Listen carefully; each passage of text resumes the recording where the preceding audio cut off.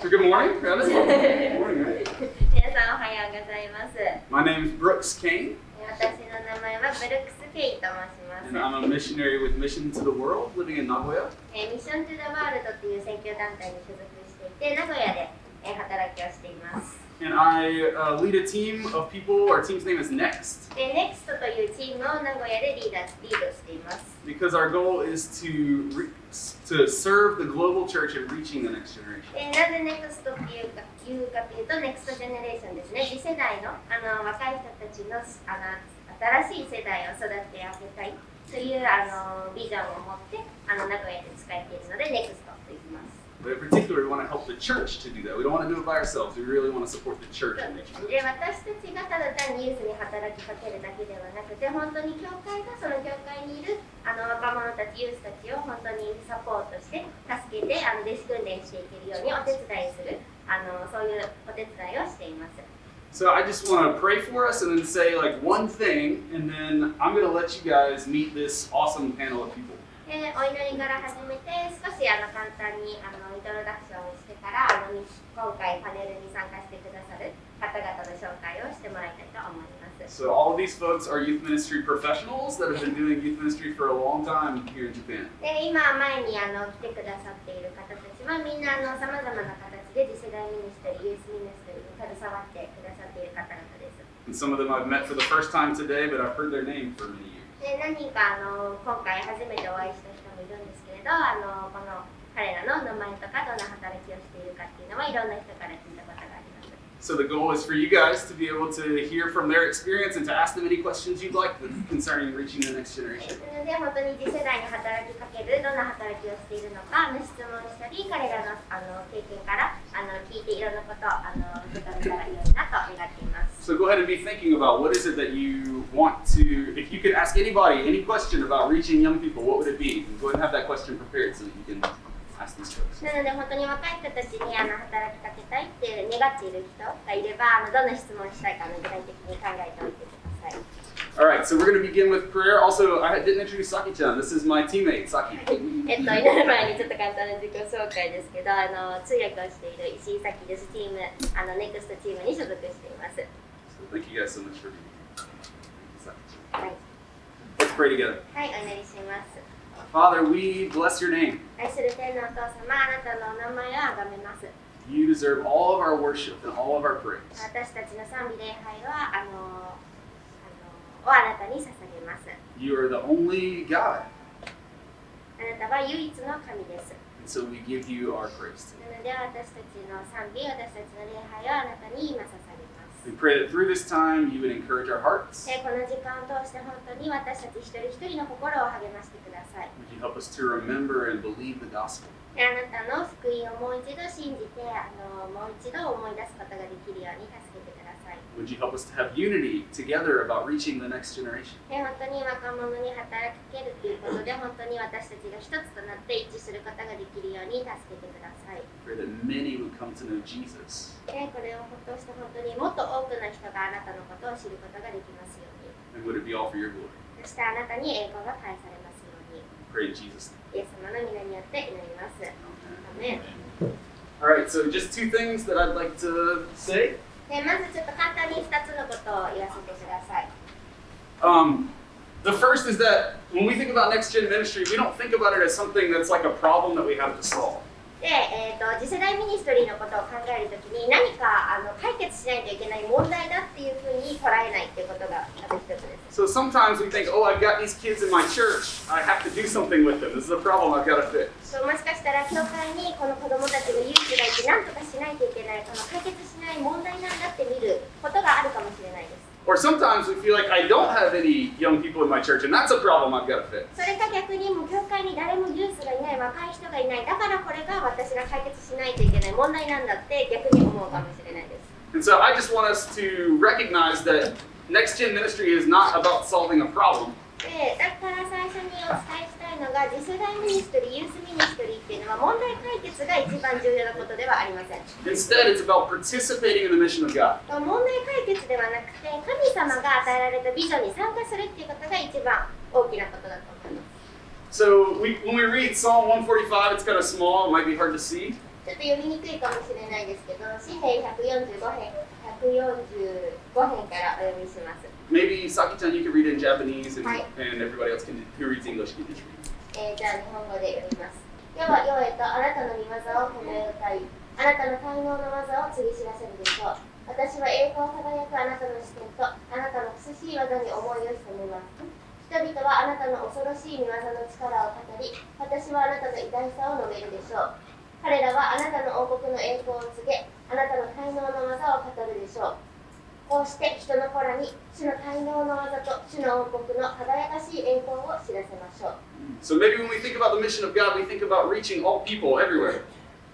なので神様のビジョン、神様のミッションを考えるときに、もう出て行って人々に福音を告げるっていうことを考えるかもしれないです。We think in geographic terms. そうだからその全地に出ていくっていう場所のことを考えますね。But this passage tells us that in order for the geographic mission of God to be accomplished, we have to first make sure that we're concentrating on the generational aspect of で the も mission こ of God. の箇所に書いているのは全地に福音を届けるために世界中に、神様のイエス様の福音を伝えるためには、全地にフォーカスする前にまずは世代のこともフォーカスしないといけないって書いてありますね。 The way that God takes the gospel to the nations is through our faithfulness to proclaim it to the next generation. そう神様がその福音を全地に伝えるためには私たちがやっぱり、次の世代にその福音を述べ伝えるっていうミッションが一緒に行われないといけないんです。So youth ministry is not kind of an extra thing that you can do at your church if you want to. It's actually core to the mission of God. そうだから次世代ミニストリー、ユースミニストリーっていうのは教会の働きのおまけみたいな感じでやるものではなくて、本当に大宣教命令の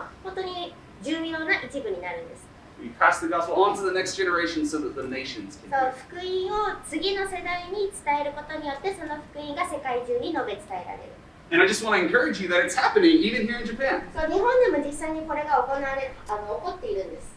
So this is a graph from the Japanese Evangelism Child Project. 日本伝道会子どもプロジェクトっていうデータがあります。And what it says is that more than 50% of people who come to Christ in their lifetime in Japan come to Christ under the age of 18. でそのデータによると日本にいる、クリスチャンの人ですね。で信仰を持った年齢の 51% が18歳以下なんです。But even more significant than that, more than 70%, 73% of people who eventually become Christians in Japan heard the gospel at some point before they were age 18. で信仰を持った年齢だけじゃありません。初めて福音を聞いた年齢っていうのも 73% が18歳以下なんです。Right, so we see that the gospel, as it's told to young children, ends up bearing fruit even if it takes time. そうだから時間はかかるかもしれません。でも若い人たちに福音を伝えるっていうことは時間かかっても必ず実が実ることなんです。As we plant the seeds in the hearts of young people, God fulfills His promise to make it grow. 若い人たちに種をまくことによって福音を伝えることによって神様が実をならせてくださる。So these folks here have been planting seeds for a long time, and maybe a lot of you guys are doing that as だ well. からこのパネルトークに参加してくださる方もしくは参加者の今日お越しくださっている皆様もこんな感じで種をまいている働きを長いことしていると思います。 And so I just wanted to be able to gather them so that you guys can learn from their wisdom. なのでその種をまくっていうお仕事をずっと長い間している方々にちょっといろいろアイディアとか知恵とかをシェアしていただきたいなと思います。 So I've got some questions that I want to ask them, and then after that we'll open it up for you guys to ask your questions. なので最初は、私から彼らに質問をします。そして次に皆さんからも質問を聞いて答えてもらいたいと思います。 So the first question is just, can you tell us your name and your ministry and kind of what role you play in that ministry?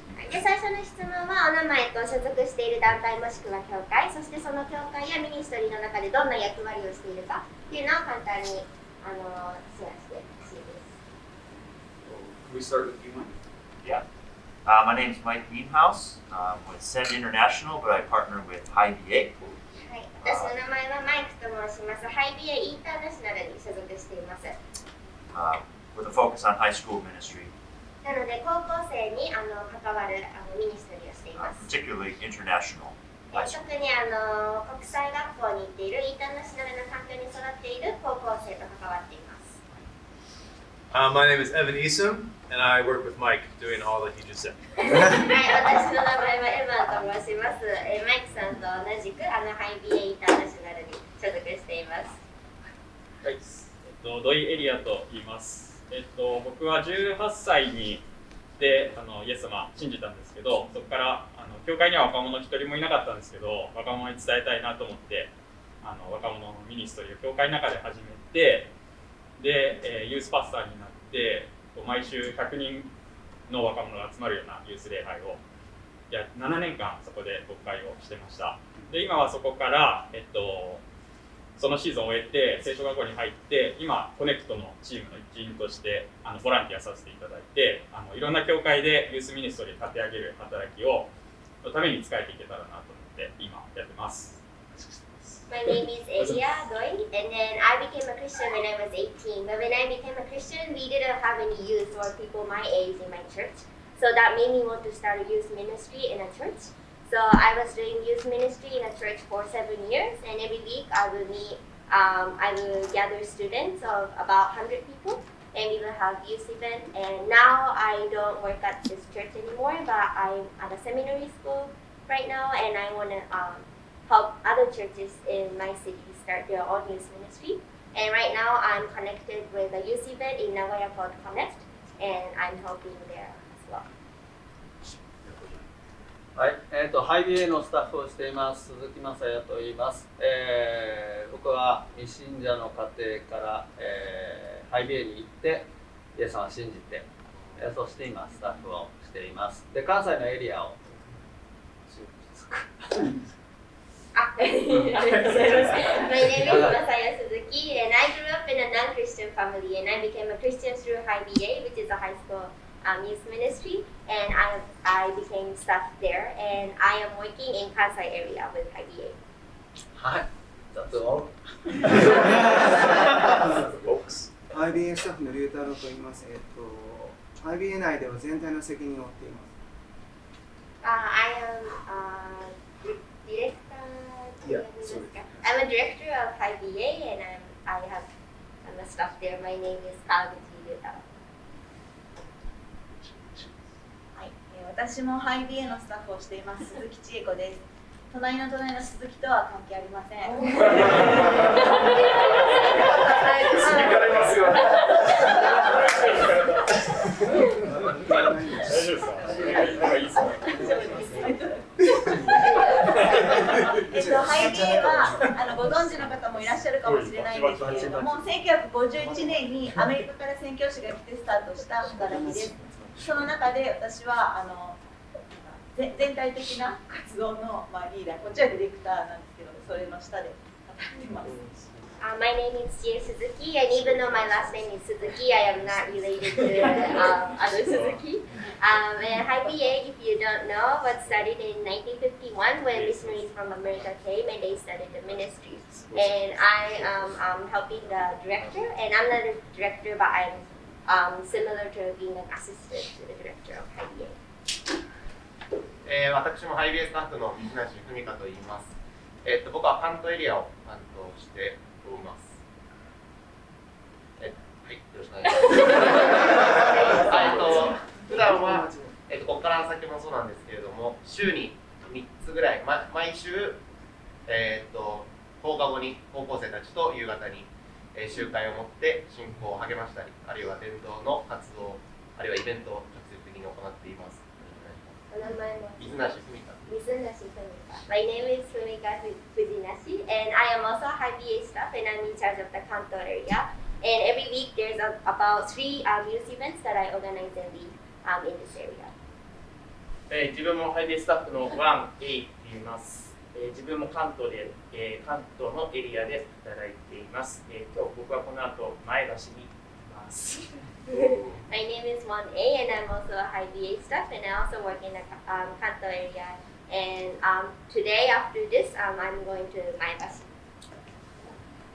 同じく関東エリアで集会を担当してます、高田よしこです。My name is Koda Yoshiko, and I'm also a hi-b.a. staff in the Kanto area. I'm Rita. I am not hi-b.a. staff.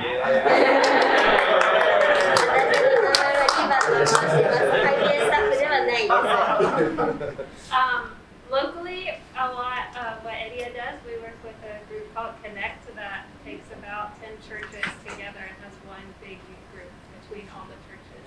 名古屋でエリアさんがさっき話してくれたコネクトっていうユースイベントをリードしています。名古屋にある10個ぐらいの教会から子どもたちを集めてこのイベントを行っています。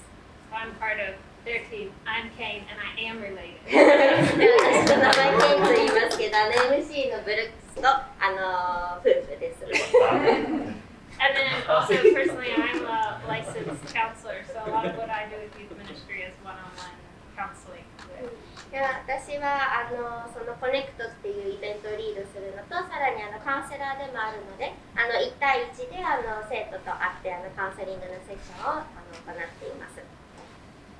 Thank you guys so much for being here. 皆さん本日お越しくださった方にありがとうございます。We'd like to spend a little bit more time hearing about what kind of ministry you're doing. So what kind of events are you doing, or what kind of contact ministry, and what's kind of your thought behind it? Like, why have you chosen to do those things, and why do you feel they're most effective for reaching the next gen? 次に皆さんがしているミニストリーについてもう少し詳しくお伺いしたいです。どんなイベントをしているのか、どんなアプローチを使っているのか、そして何をしているかだけではなくて、どうしてそういう方法を使っているのか、そのやっていることの裏にある理由も含めて教えていただきたいです。So I think there's a lot of people here that are maybe doing similar ministry. I'll let you guys decide the best way to talk about it. But if we could at least hear from International hi-b.a. and from Nagoya-san and from hi-b.a. folks. なので少し同じ働きをしている方もいると思うので、皆さん一人一人にお答えいただかなくても大丈夫なんですけど、最低hi-b.a. インターナショナル、あと日本側のインターナショナル、あとはコネクトの3つから最低1人お願いしたいです。Maybe we can start with you guys again. Sure. So we work International hi-b.a., which is the international side of the hi-b.a. ministry. We have one club currently that works with mostly students from Christian Academy in Japan. And our main focus, oh sorry. インターナショナルhi-b.a. っていうのはhi-b.a. と日本にあるhi-b.a. の特に日本にいる国際学校に行っている生徒たちを集めてhi-b.a. の集会を持っています。今インターナショナルhi-b.a. には集会一つあって、その集会に来てる生徒ほとんどの人がクリスチャンアカデミーっていう国際学校から来ている高校生が多いです。And our main focus is TCKs, and mostly missionary kids. で、特にTCK ですね、サードカルチャーキッズもしくはMK ミッショナリーキッズ宣教師の子どもたちと関わることが多いです。Many of these kids come with their parents. Many of you probably are parents of some of these kids, and you have your ministry and they're with you, but they are just a part of it most of the time. And we try to provide a place that they can have their own. そうですね、TCK 向けっていうのは両親、家族が宣教師として日本に来ているその子どもたちなんですけど、やっぱり親は宣教師としての働きがあったりコミュニティがあります。でも子どもたちっていうのは家族と一緒に日本に来ているんだけど、その宣教が彼らの働きなわけではないので、やっぱり彼らにもちゃんと居心地のいいちゃんとコミュニティだったり居場所っていうのを作り上げたいと思って、その関係づくりにフォーカスしています。And all the normal stuff that you would imagine at a youth group, we do there, but we just want to create a space where they can connect with each other and have a teaching that is for them, time for them to just be themselves and interact with one another in a safe space to deal with the questions of their own faith, even as they watch faith get taught around them. そうですね。なので後のことはやっぱり他のユースミニストリーとすごく似てると思います。子どもたち、生徒たちに本当に自分のそのままの姿でいられる場所を提供して、お互い子どもたちがつながれる場所を提供する。そして楽しいゲームをするだけではなく、やっぱり聖書を通して自分たちの信仰について考える機会を与える、そういう場所を提供しています。I guess, and one more thing too, we have a group, but we also really value the discipleship process, especially what we heard last night. So we offer through our leaders individual time with as many students as we can meet with during the week to take that deeper. 昨日のセッションでも弟子作りについてお話がありましたけど、私たちもやっぱりその大きなイベントだけではなく、その生徒一人一人との弟子作りの関係を持てるように、そこにもフォーカスしています。以上です。小林さん、コネクトやなんか前の教会のニュースについて。はい。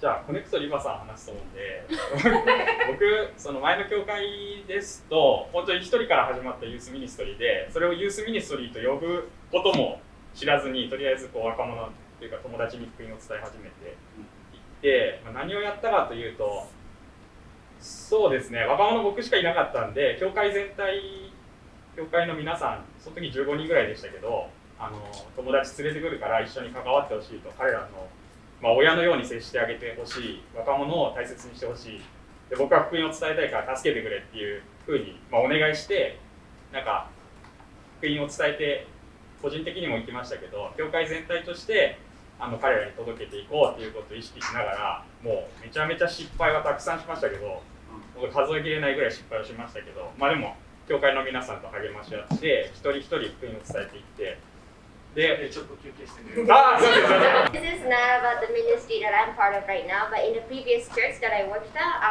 when the youth ministry started, I was the only one there. I was the only one interested in doing youth ministry, so it was hard to call it youth ministry because all I was doing was inviting young people that I knew.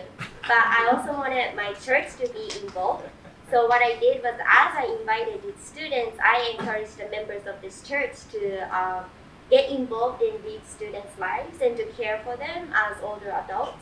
And that's how it started. Like, I wanted to share the gospel with the youth, so I needed the help of my church members. So that's something I really focused on, is to involve my whole church so that we together can reach these young people. And because I'm the one who started this and we didn't really, we had to start this from the scratch, I made a lot of mistakes along the way. はい、それで一人ずつ自分の友達が救われていって、でその友達の友達が救われていって、で大学に進学してからはいろんな大学にこう入っていって友達を作っていくというのを伝えていきました。So one by one, my friends became a Christian, and the friend of my friend also became a Christian, and that movement spread slowly. And as these people went into college, that gave me an opportunity to go into these campuses to reach the students there. で若者に情熱を持った大学生のクリスチャンとかが生まれていって、そのみんながリーダーとなって、またさらにいろんなキャンパスに福音を伝えていって、どんどん増えていったという感じです。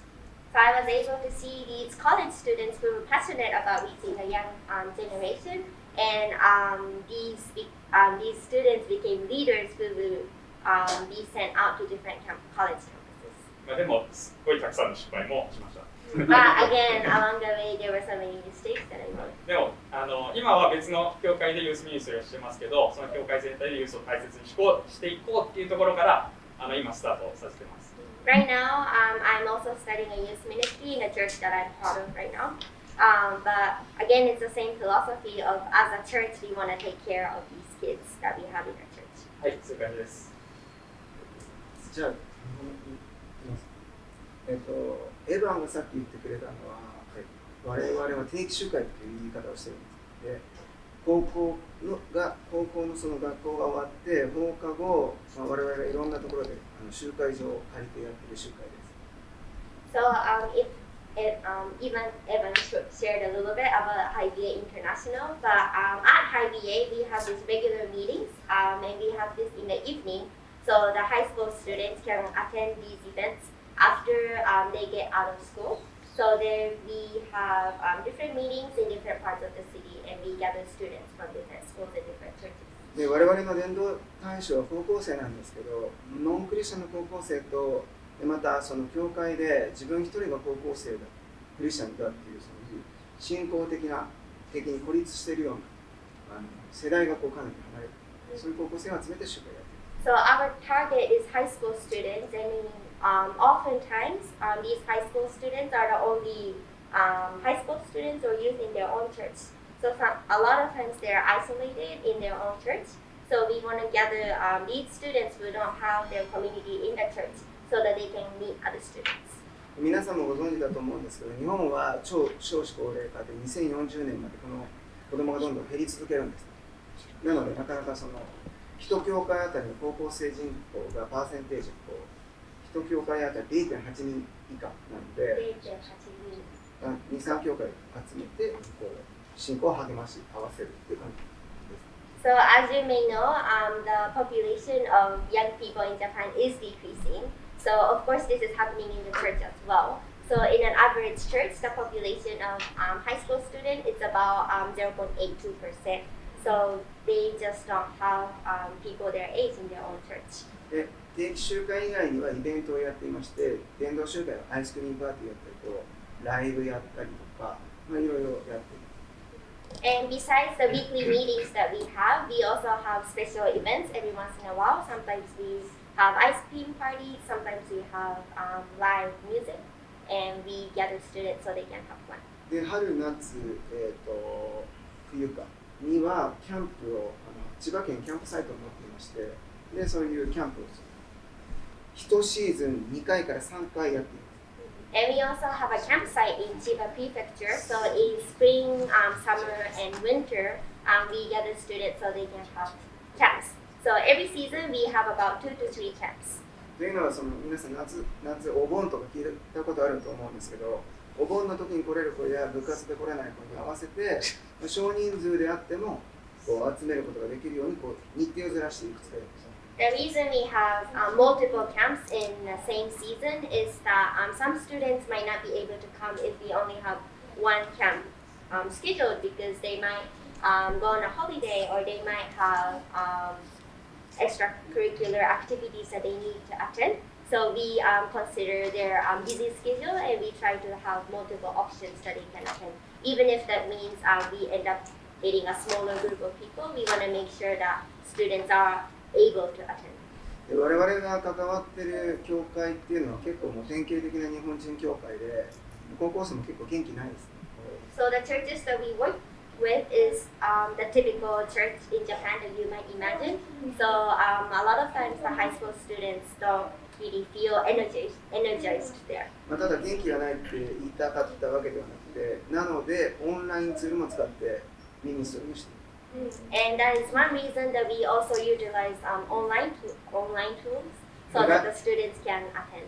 LINE では今1200人ぐらい、1800人でブロックされて1200人で開封率が800人なんですけど、そこで、LINE のそのデボーションガイドを書いて、で高校生にwe have a devotional that we send through LINE, and there's ブロックされたんでトータル1200です。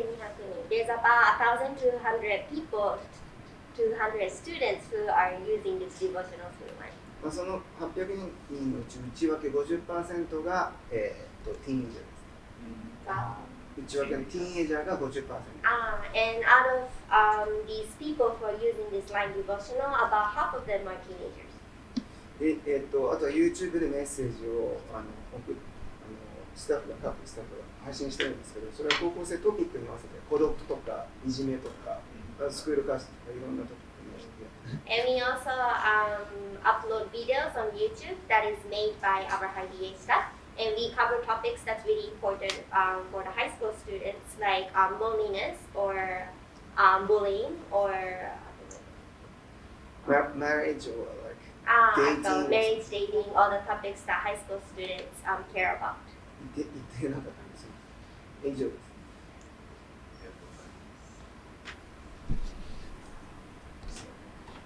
す。So I think it's been said many times that the churches are small and then the amount of teenagers in the church are really, really small. もういろんな人がもういてくださっていますけど、やっぱり日本の教会っていうのは小さな教会が多いので、その教会にいるユースの数も少ないところが多いです。So we really wanted to start a youth ministry to serve the church with the church, not as like a separate youth ministry that the church could utilize. なので私たちがフォーカスしているのはこのユースイベントを教会の働きと別にしないってこと。私たちがしたいのは教会のユースに使えるため、そのお手伝いをしたいので、その私たちのイベントを教会と別に捉えないってことにフォーカスしています。So I think there's a lot of people in the church that really care about the next generation and want to do it, but it's super awkward if you have just like one or two kids in your church. Like, how do you do that for them? やっぱり教会の中にはユース次世代に使いたいっていう願いを持っている人は多いと思うんですけど、やっぱり教会に1人2人しかユースがいない場合にどうしたらいいのかちょっとわからなかったり気まずくなってしまったりすることってあると思います。So Connect gathers all these churches, and the catch is that you can't just send your kids, but you have to actually send a volunteer from your church as well to be involved in it. なので、コネクトはその教会からさまざまな教会からユースを送ってもらうんですけど、一つユニークなのがその教会にユースだけを送るのではなくてボランティアとして使えることができる大人も募集して送ってもらっています。So we have volunteers from all these different churches, and then we're also right there in the city with the seminary, so we have lots of seminary students that come and get to actually practice what they're learning. なので、さまざまな教会から大人が集まってきているんです。で、教会だけではなくて、名古屋に進学校も一つあるので、進学生も何人か集まってくれています。But it's basically like any other youth group. We play games, we eat dinner together, we do Bible study, and then we break into small groups, and the whole thing is bilingual. でそれ以外は他のユースミニストリーとすごく似てるんですけど、ゲームをする時間があって一緒にお食事をして聖書の話を聞いて賛美をしてっていうことをしています。ただ、私たちのイベントはバイリンガルで行っています。Thank you guys so much. You guys are working really hard in a lot of places and reaching a lot of kids, and I'm just really thankful for the way they get. 本当に皆さんさまざまな形で若者に仕えてくださっていて本当に感謝でいっぱいです。And I know it's not an easy ministry, so thank you for all of the hard suffering that you're doing for the そうですね。決して簡単な働きではないと思うので、このユースたちのために若者たちのために本当に努力してくださっている姿本当に嬉しいです。So I imagine there are people here who are not going to join hi-b.a. staff or work with Connect, but who maybe are interested in reaching the kids in their church. And so I'm curious what advice you guys have for just a normal person who wants to try to take a step towards the young people in their church or in their community who aren't Christians. そうですね。この部屋の中にもやっぱりhi-b.a. とかコネクトとは関わりを持たないかもしれないけれど、やはり自分の教会にいるユース、自分のコミュニティにいるユースにもう少し関わりたいなと思っている人もいると思うので、そういう人たちのために何かアドバイスがあったら一つ教えてほしいです。今回はhi-b.a. の人たちから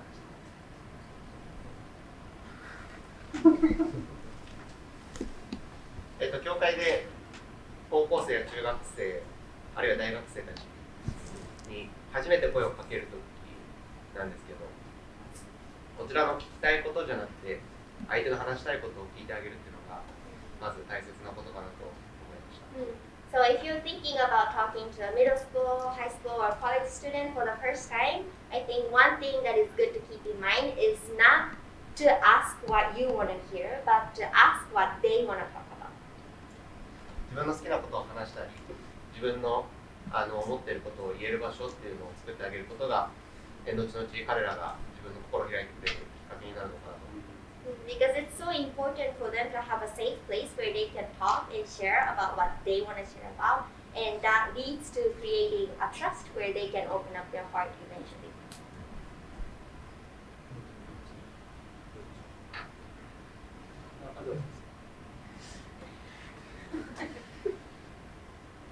僕はアドバイスは届かないんですけども、正解はまずないと思うので、いろいろやっぱ考えて、とにかくトライ、これがもう大事なのかな。さっきも言ったやって失敗、やって失敗を繰り返していって、この中でそういう高校生のやっぱ話を聞いて、こういうことが必要なんだということをまた分かってやっていったので、なんかこれだ、イエス・ミニストリーがこれが正解だってなっちゃうと、そこにフォーカスがそうじゃなくて、やり方いっぱいあるし、正解あるので、みんなそれぞれのなんか考えたことをやっていくことが僕は大事なのかなと思いました。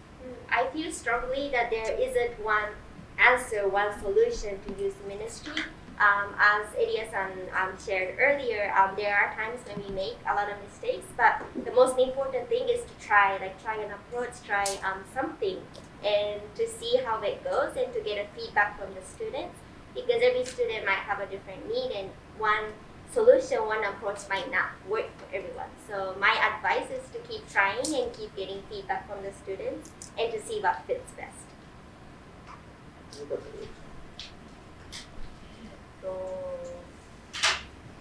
今ワン君も言ってくれたんですけど、やっぱり正解はなくて、なので私たちが何か特別な方法を持ってそれができるから高校生に届けられるというわけではないですよね。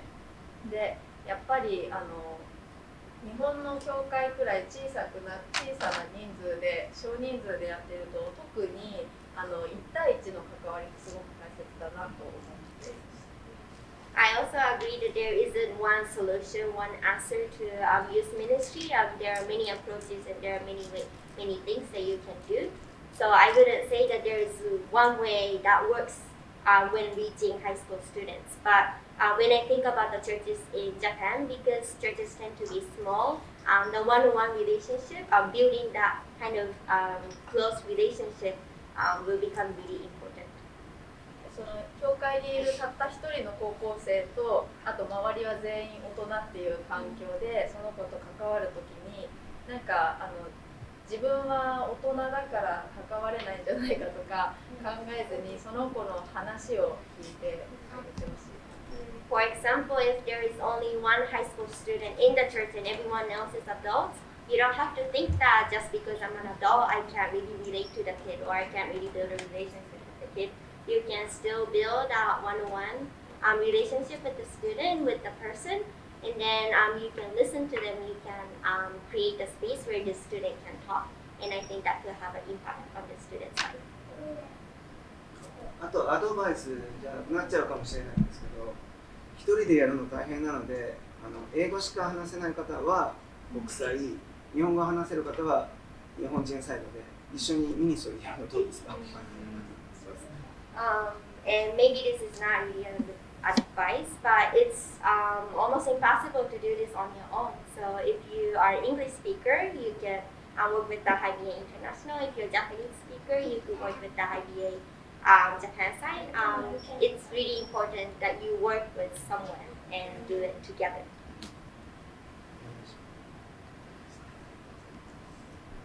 I would say, what's behind every interaction is do these kids know that they're loved and that their story matters?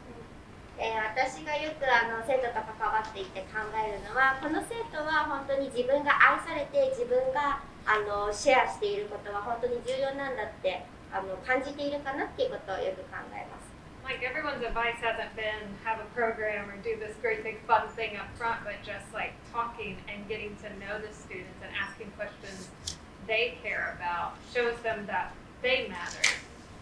皆さん言ってくれてるように、やっぱり重要なのはその特別なイベントをするっていうか、完璧なプログラムを持っているっていうことではなくて、本当に一人一人の生徒と関わっていて、その生徒が話したいことを聞いてあげる、生徒が思っていることを聞いてあげる、でそういうふうにその自分が言いたいことを言えるっていう環境を作ってあげると、その子が自分を愛されてるんだ、自分ってちゃんと意味があるんだ、価値があるんだって感じることができると思います。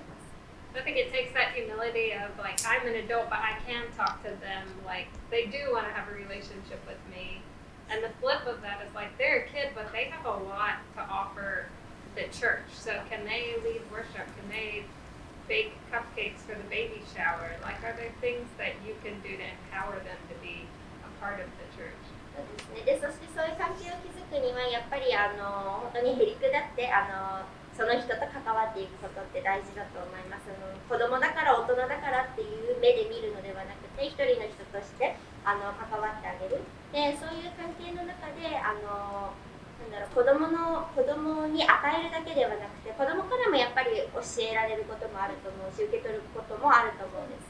なので、その子供に何か教会とかミニストリーで使えることはないかなとか、もしかしたら賛美リードできるかもしれない、もしかしたら大人が企画しているイベントで何かの形で参加できるかもしれない。そういう子供たちをそういう招くっていうことも大事だと思います。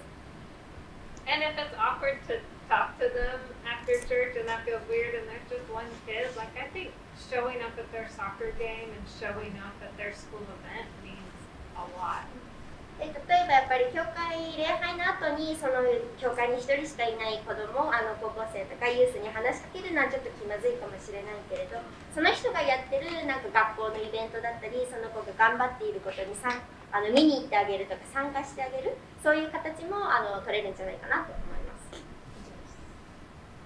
Yeah, I'll just add that I think the awkwardness that we feel about having a conversation with young people, they feel that too. でもう一つ付け加えたいのが、大人がその子供に話すときにちょっと気まずく感じる、その気まずさっていうのは子供も大人が話してるわけなので感じると思います。But the research shows that people have been asked all over the world, do you wish you had deeper relationships with adults? And the answer is overwhelmingly yes. Every kid is craving deeper relationships, not only with their parents, but with other adults. でも気まずさは覚えるかもしれないけれど、やっぱり調査とかを見て分かるのは、やっぱり子供っていうのは親だけではなく、自分より年齢のいってる大人と深く関わりたいっていうで願っているんです。So if it's true that God is trying to carry out his global mission through our reaching the next generation, then we need to take a step toward them. もし神様がその大宣教命令のために世界中に福音を届けるためにその次の世代に福音を述べ伝えるっていうことは本当に重要だと思っているんだったら、私たち大人側が第一歩踏むべきですよね。And we can trust the promise that Jesus gave us when he gave us the Great Commission that he would be with us always, even in that awkward conversation with a teenager. で大宣教命令でもイエス様が私たちと共にいるっていうことを約束してくださっているので、たとえ気まずくってもその子供と話すときにイエス様が本当に共にいる、一緒にいるんだっていうのは信頼できると思います。Alright, so in a second I'd love to ask you guys about the resources that you have that other people could use. で次に皆さんに聞きたいのは、伝道だったり弟子訓練に皆さんが使えるツールとか資料とか本とかあれば、そういうものを教えてほしいです。But before that, でもその前に I want to ask you about the issues that you feel like most of the students that you're spending time with are facing and how you're bringing the gospel to bear on that struggle. じゃあちょっと順番を変えて、そのツールの前に、じゃあ今高校生だったりユースが抱えている問題だったりどんな問題だったり悩みを抱えているか、そしてその問題とか悩みに対してどのように聖書的な価値を持ってナビゲートしているか、関わっていっているかを教えてください。はい。どんな悩みを持っていますか。承認してほしいというものはみんな持ってるかな。I think one big thing that the students are struggling with is their desire and need to be approved of. そうですね。SNS の復旧で特にそういうのは助長されているかなと感じてます。And I think this struggle is amplified because of the social media. それは学校の友達、親からもそうだし、教会からも多分そうです。It could be approval and acceptance from their friends, their parents, their family members, and even from people in the church. だから彼らが心を開く場所っていうのは、彼らのことを見て、聞いて、向き合ってるっていう安心感がそこで伝われば。So in order to create a safe place, they need to feel like they're heard and they're being watched over and they're accepted for who they are.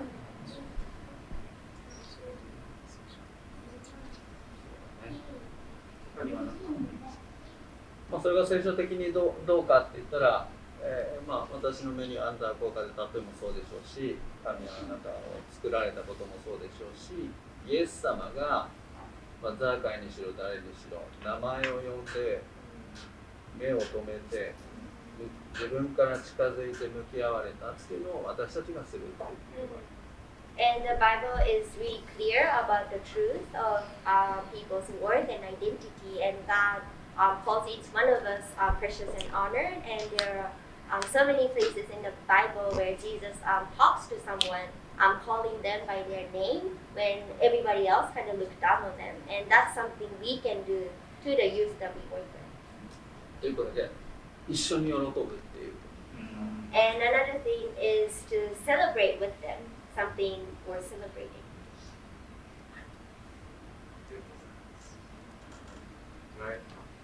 I'll also speak to the SNS thing, the social media. Our brains are echo chambers, and they're getting these media feeds from all sources, and so many different voices are echoing different messages in their heads. And even if they don't believe it at first, the echo makes it more believable as it spins around, and it just goes over and over and over again until they have these ideas and beliefs that they don't even know where they came from, but they hold them. やっぱりソーシャルメディアとか SNS の結果としてやっぱり子どもたちの頭の中で本当に真実でないいろんな声が本当に頭の中でぐるぐるぐるぐる回っていると思います。だから自分に関しての見方だったりやっぱり世界のこの世の声っていうのがやっぱりソーシャルメディアを通して子どもたちの頭の中で何回も繰り返されてでそれがだんだん最初は信じていなくても繰り返し見ることによって繰り返し聞くことによってそれが彼らの頭の中で真実になってしまうっていうことは本当にあると思います。So one thing that we do is just help them think through those messages that they're hearing. And is this true? Is this worth listening to? Why do you think that? Let's try to help them figure out where it came from. なので私たちがよくすることはそういうソーシャルメディアだったりこの世から来るこのメッセージっていうのを本当によく考えて捉えること本当にこれは真実なのかこのメッセージはどこから来ているのか自分が自分について信じていることっていうのは誰の声なのかっていうのを一緒に考えてあげるっていうことをしています。And so to bleed into the next question, one of the resources that you have is all the different people in your church and in their lives who can be echoes of the gospel message for their brains to hear. なので次の質問に飛びますけどその生徒たちに使えるツールの一つっていうのはやっぱり教会にいる大人一人一人だと思います。そういうこの世の声この文化の声っていうのを聞いている子どもたちにやっぱり福音の真実を語ってあげることができる大人っていうのは本当に子どもたちにとってすごい大きな重要なツールの一つだと思います。My job to reach the youth ministry, the next generation, is not mine alone, but that I come alongside parents who are teaching their kids these things, and the pastors who are teaching them these things, and the people in their church who are doing everything we've talked about, just talking and sharing. And all of those echoes are going to be able to counter the echoing of the world's message in their brains. But if it's just one voice, it's going to be drowned out. そうですね。なので私がすごく強く信じているのはこの次の次世代ユースに働きかけるっていうのは私一人の仕事ではないと思います。本当に彼らに語りかけている親であったり牧師先生だったり他の教会の人たちその人たちと一緒になって福音を伝えていくこの世のメッセージではなくて福音のメッセージをみんなで届けていくっていうことが大事だと思います。やっぱり一人の人が真実を言ってもやっぱりソーシャルメディアだったり学校の友達だったりこの世の声には勝てないので本当にいろんな人がその子供に真実を語るってことが大切だと思います。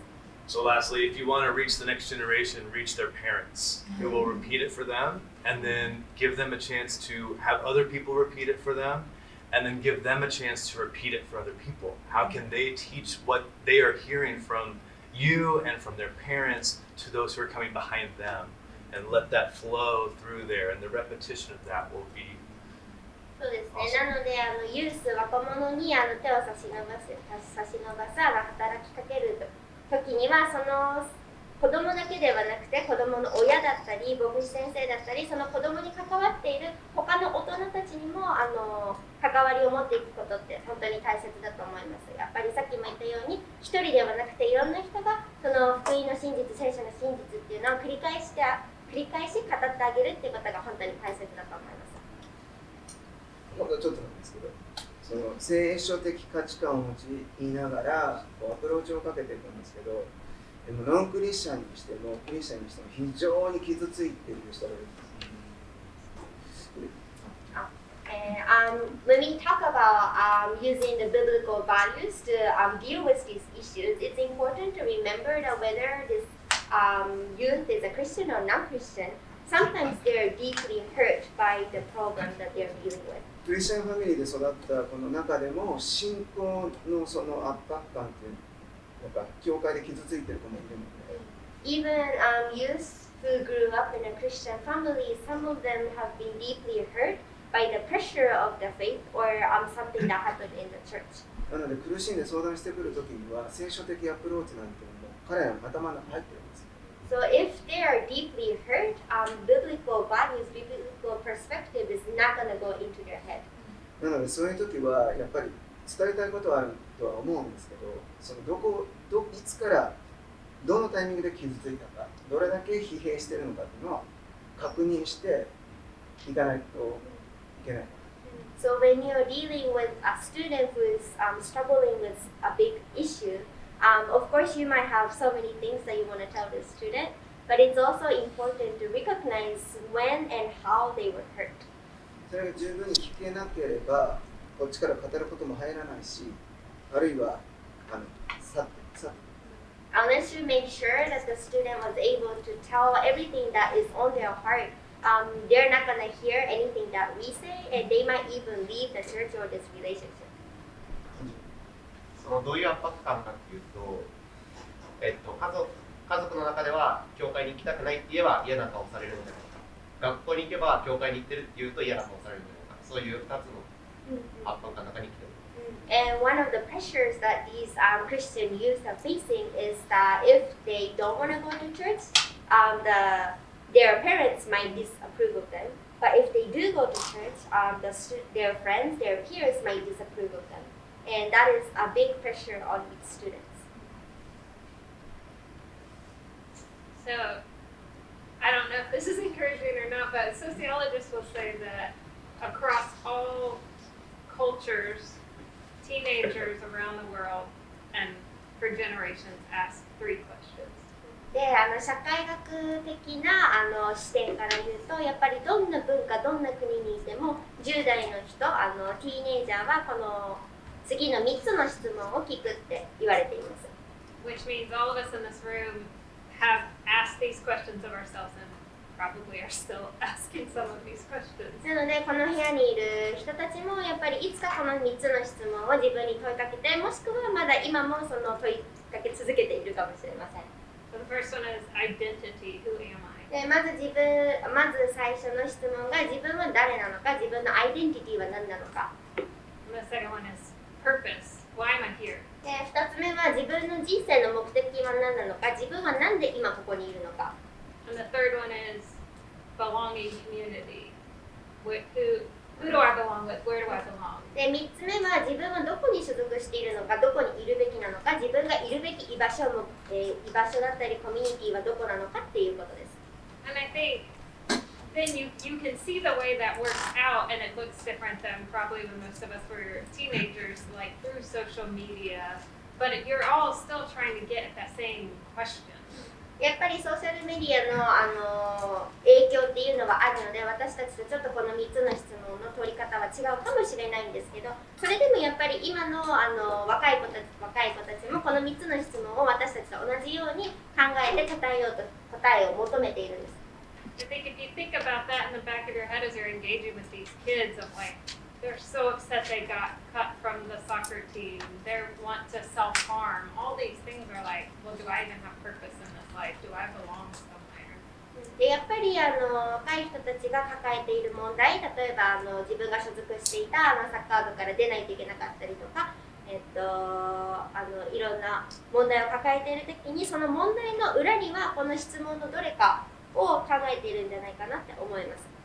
And the Bible has all the answers in it. でも聖書の中にはこの3つの質問の答えが全部あるわけですね。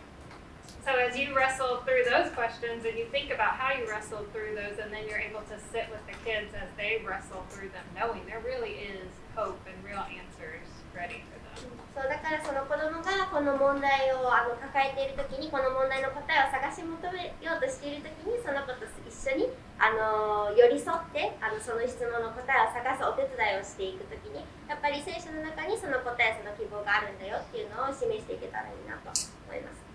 Just to be really specific, when we talk about identity, the Bible says that you're made by God and beloved by Him so much that He would send His Son for you. でアイデンティティについてもうちょっと詳しく話して、やっぱり聖書に書いているのは一人一人、私たち一人一人は神様から作られたものだってあること、そして神様は私たちを愛してくれているゆえに自分のイエス様を送ってくださったっていうことがちゃんとはっきり書いてあります。Right, and if we want to know where we belong, God says you're part of His body, you're part of His family, that you belong with all of the other folks that He's brought to Himself. そうですね。なのでイエス様を通して私たちは神の家族に入れられたものであって、そこが私たちがいるべき居場所です。And if you want to know what your purpose is, well, God has made you to display His glory in really special, unique ways, depending on what your personality and gifts are. そうですね。目的についてもやっぱり神様は私たち一人一人をユニークに作ってくださって、私たちに与えられた賜物を使って神様に栄光を返す、そういう大きな目的が与えられています。And so we need to take those biblical answers and give them to them, but more than that, we need to embody those things. We need to show them that they're valued and that they belong and that they have a place here to use their gifts. だからその若い人たちにその聖書にある答えを示すだけではなくて、やっぱりその人一人一人に価値があるんだよっていうことを教えてあげる、示してあげる、その人たちに居場所を提供してあげるっていうことが大事だと思います。はい、そうですね。いろんな若者がいるので、全体としてこれっていうのはちょっと絞りきれないところがありますけど。I don't think there is one issue that everyone is dealing with because every youth is different. ただなんかこう人間関係希薄になってて絶対的なものはない、絶対的な希望はない、希望を持つことは虚しいみたいな空気感はなんかだんだん増えているんじゃないかなと思ってます。But I do sense that more and more people are feeling that there is no hope, that they don't find meaning in their lives or in their relationships. なんか先生との絆もないし、家族との絆も希薄になっていく。And their relationship with the teacher or the relationship with the family members isn't as important as it used to. 絶対的なものはないから信頼することはしないっていうなんか空気感があるなとは思います。And there's this sensation and this atmosphere that nothing is absolute, so there's no point in believing in something or having faith in something. でも心の奥底では求めてて、それを欲しいけど、でも諦めてるっていう子が多いのかなと。But deep down, they do want something absolute. They do want something they can believe in. But because in their heads they don't think it's possible, so they have given up almost. で若者にそんな彼らにどう届けていくかって言った時に、御言葉を伝えて福音を伝えていくんですけど、彼らは何を伝えられるかもすごい大切ですけど、なんか誰がそれを言ってるかっていうのをよく見てると。And of course, it's important to share the truth of the gospel to these people, but sometimes more than what you're telling, who is telling the truth is really important to the youth. 神の愛を語っていても、その愛に生きていないって子供たちに思われてしまったら、もう彼らの耳は塞がってしまって。Because even if you talk about the love of God, if you're not displaying, if you're not living out that gospel, that love of God, they will shut their ears. もちろん完璧にすることはできないんですけど、 Of course, it's impossible to be perfect. でも語る側がいつも福音によって変えられて、福音に生きてる人であるっていうことが若者に届く上ではすごい重要だなと。But I believe that it's so important that you live by the gospel, you display the gospel in the ways that you live and act. In order to really reach the youth with the gospel. 彼らは若くて未熟な部分はたくさんありますけど、でもなんかそういうちょっとのおかしさに敏感に気づく感性っていうのは、なんか子供の時代っていうのはなんかすごい大きいのかなと思ってます。They may be young, they may be immature in some ways, but they are so sensitive to contradiction or the hypocrisy that we have. だから丁寧に彼らを見て、耳を傾けて、で、福音を伝えていくことが必要だなと思います。That's why I think it's so important that we pay attention to them, that we listen to them, and we really live out the gospel as we share the gospel. 以上です。Alright, so I think what I'd like to do is open it up for you guys to ask questions, and then we can end our time by everybody kind of sharing some resources or some helps that you guys can get a hold of. But now I'm curious what questions you guys have for. では今参加している皆様に質問があったらシェアしていただいて、パネルの方に答えていただいて、でその答えとともにもし何か使えるツールとかがあったら一緒にシェアしてもらいたいと思います。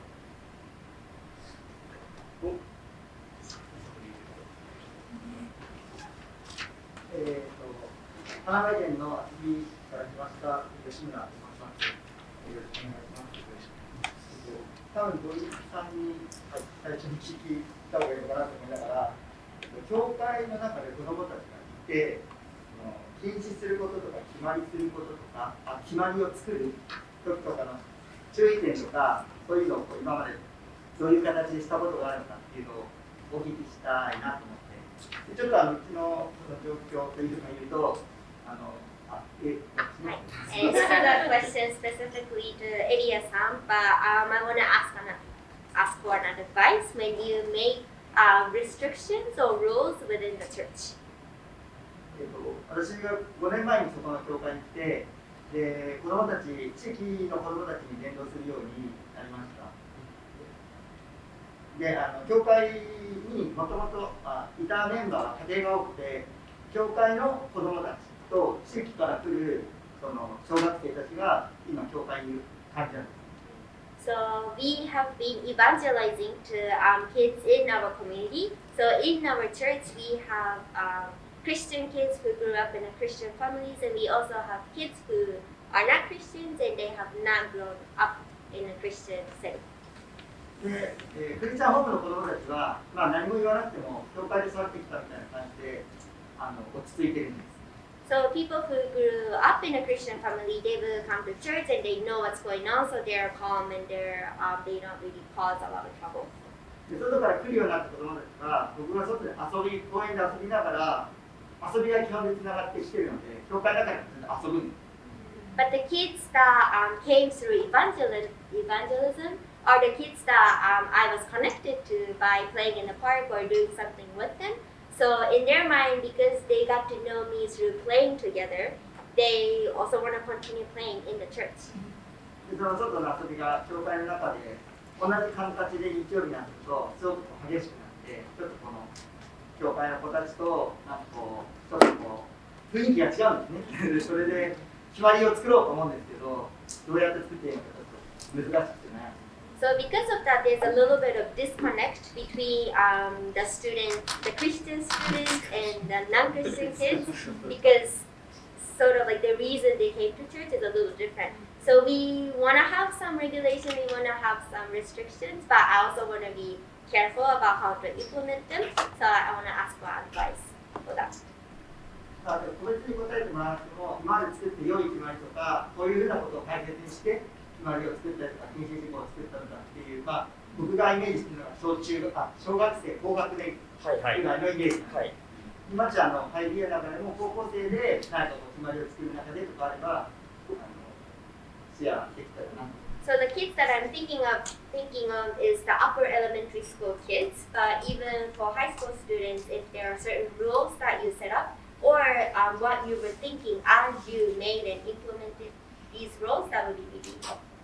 I just want to say I'm really glad he has Doi-san because he's like a ninja with the kids that are cutting this in the back of the church. He's really good at it. 違う、日本語だ。私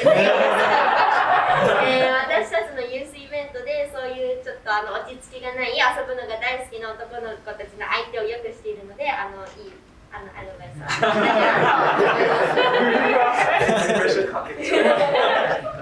スいや、そうですね。だからそのルールを作るっていうのは彼らを収めるというか、行き過ぎないようにみたいな感じですよね。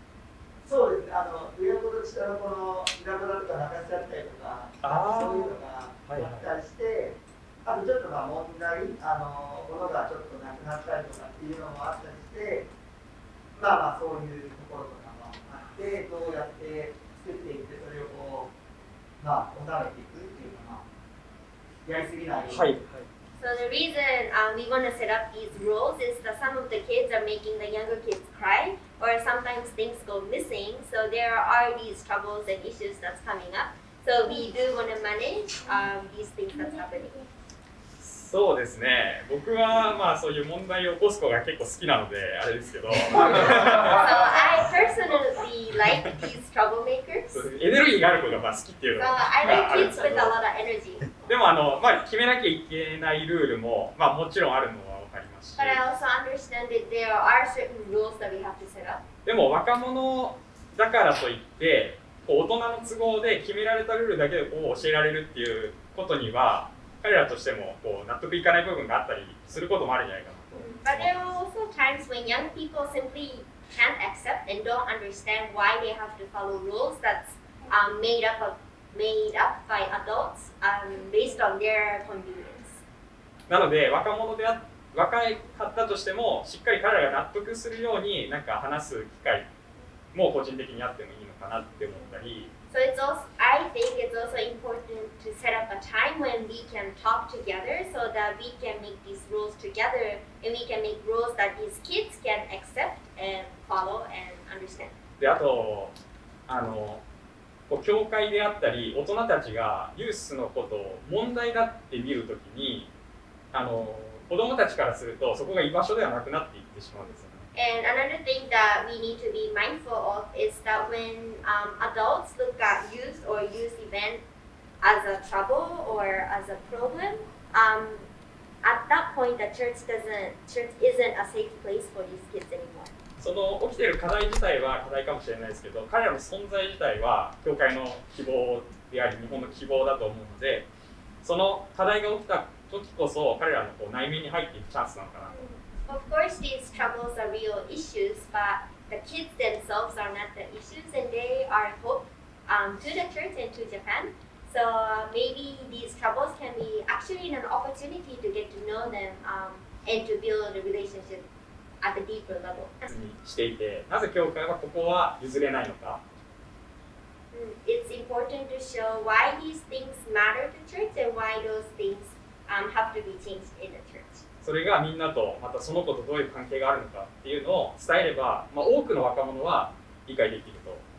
As long as there's that explanation and there's a relationship between the adult and the kids that's maintained and protected, I think in the end the kids will be able to understand the rules that you set up. でも若者は一回言っても必ずまた繰り返すんで、そこは忍耐が必要だと思う。But you also have to remember that you tell a kid one thing, but you have to repeat it because sometimes they forget and we need a lot of patience to do that. でも彼らは諦めず愛し続けて向き合い続ける姿勢っていうのがそういうこうルールを決めていく上でも大切なんじゃないかなと思います。But when making rules, I think it's so important to have an attitude to maintain their relationship and to listen to them and to face them directly in midst of the everything.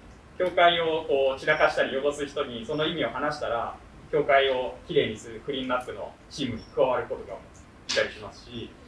Maybe if the kids are making a lot of mess, maybe we can explain to them what the church is and they can be part of a cleanup team of the church. 楽器にボールを当てて壊しちゃった子にその賛美の意味を伝えてワーシップチームに入ることもあるんです。Maybe if a kid breaks an instrument, maybe you can explain what worship is about and what the purpose of worship is, and maybe the kid could join the worship team eventually. 彼らとよく話をする機会が。So I think it's important to see this problem as an opportunity to talk and listen to the kids. エリア先生の言われたことをちょっと付け加えると、その6年生ぐらいの子たちですよね。話も通じていくと思うんですけど、やっぱり勢いも余ることもたくさんあると思うんです。で、ルール作りはいずれにしても高校生が対象にしても、大学生が対象にしても、あるいは大人が対象にしてもあまり機能しないかなと思うと窮屈になっちゃうので、ルール作りよりもむしろこの教会でまたこの集まりの中で大切にしたいポイント、その考え方というか理念、固い言い方すると理念なんですけど、それを3つぐらい掲げておくと、それをこう中心として動きがこうまとまっていくかなと思います。例えば神様を第一にしようとか、友達を大切にしようとかで、なんかいろいろあると思うんですけど、でさっき先生が言われたようにその子たちで集まって今回物がなくなっちゃったんだけど楽器は壊れちゃったんだけど、そういう中でみんなが楽しく教会にいられるためにはどういうことが大切なのかなということが必要だ。すみません。To add to what Elias-san said, maybe it's not just for the kids. Maybe it could be for high school students, college students, or even for adults. Sometimes making a rule doesn't work because it makes the space really, there's a lot of pressure in the space when there's a lot of rules.